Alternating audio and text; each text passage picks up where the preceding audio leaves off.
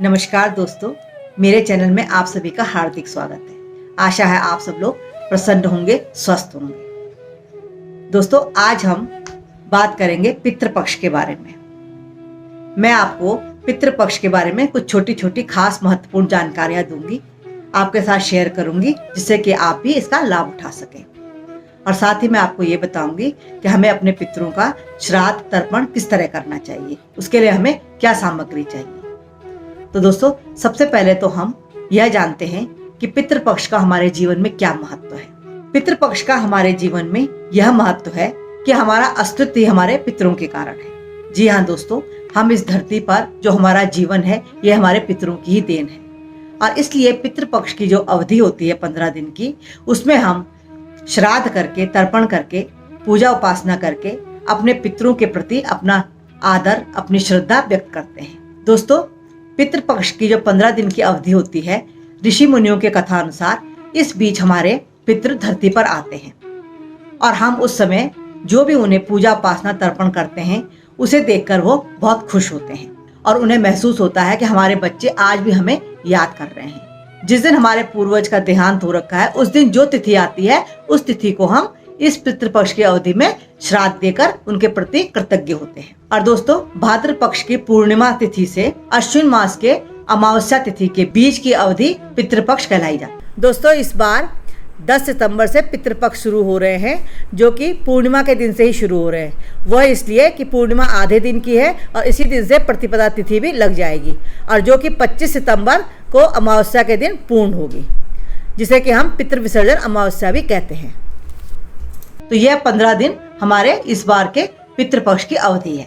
दोस्तों, हमारे उत्तराखंड में पितृपक्ष में सबसे खास बात यह होती है कि हमारे आसपास अगर हमारी कोई बहन, कोई बुआ या कोई बेटी है जो विवाहित है और हमारे आसपास ही रहती है, तो हमें अपने पूर्वजों की तिथि के दिन उन्हें श्राद्ध खाने के लिए जरूर बुलाना चाहिए। बहन, बुआ या बेटी के श्राद्ध में शामिल होने से हमारे पितृ बहुत प्रसन्न होते हैं। इसके अलावा दोस्तों, जिस ब्राह्मण को हम तर्पण देने के लिए बुलाते हैं, उस ब्राह्मण को भी भोजन अवश्य कराना चाहिए।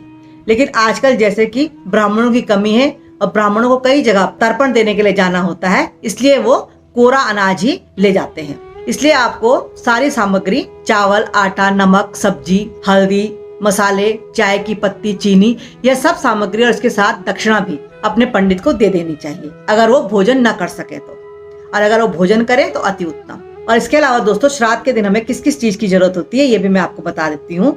हमें जरूरत होती है जल की, कुश की, काले तिल की, दूध की और ब्राह्मण की। और ब्राह्मण इन चीजों से हमारे पितरों को तर्पण देते हैं। दोस्तों, तर्पण देने के बाद अपने पितरों की मुक्ति के लिए हम जप भी कर सकते हैं और हम गजेंद्र मोक्ष का पाठ भी कर सकते हैं। कहा जाता है कि ऐसा करने से हमारे पितरों की आत्मा को बहुत शांति प्राप्त होती है और वो प्रसन्न होकर अपने देवलोक को लौटते हैं। और ऐसा भी माना जाता है कि जो लोग संपन्न होते हुए भी श्राद्ध नहीं देते हैं, उनके पितरों की आत्मा बहुत दुखी होती है। जो लोग अपने पितरों का श्रद्धा से तर्पण करते हैं, ऐसा करने से हमारे पितृ बहुत प्रसन्न होते हैं और खुशी खुशी अपने स्थानों को लौटते हैं। अब मैं आपको बताती हूँ कि ऐसे कौन से पशु पक्षी हैं जिनके माध्यम से हमारे पितृदेव भोजन ग्रहण करते हैं। मान्यता है कि पितृपक्ष में हमारे पितृदेव धरती पर आते हैं और पशु पक्षियों के माध्यम से हमारे निकट आते हैं और हमारा दिया हुआ श्राद्ध ग्रहण करते हैं। दोस्तों, पितरों को अर्पित करने वाले भोजन के 5 अंश निकाले जाते हैं। सबसे पहला अंश देवताओं के लिए, फिर गाय के लिए, कुत्ते के लिए, कौवे के लिए और चींटियों के लिए। इन 5 अंशों को ही पंचबलि की संज्ञा दी जाती है। दोस्तों, इन पंचबलि के पीछे का महत्व ये है कि मानव जीवन भी 5 तत्वों से ही बनता है और पंच तत्व में ही लीन हो जाता है।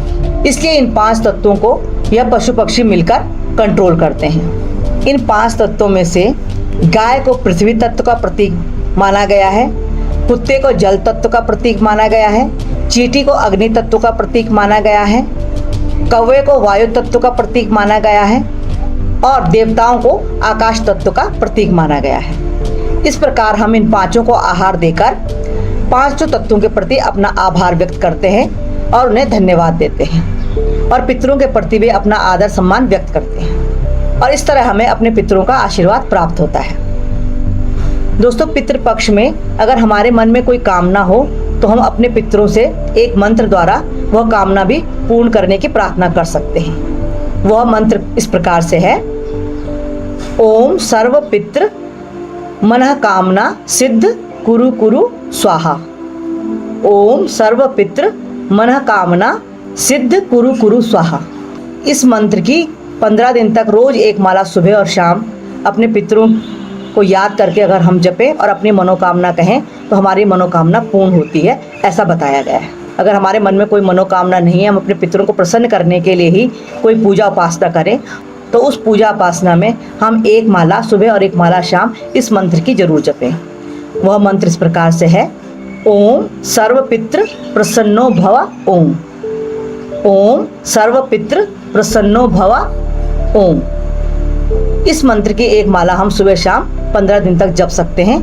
नहीं तो जिस दिन हमारे पितरों की तिथि आती है उस दिन हम जरूर इस माला को जपें। दोस्तों, यह मैंने आपको पितृपक्ष के बारे में महत्वपूर्ण जानकारी दी। आशा है आप इससे जरूर लाभ उठाएंगे।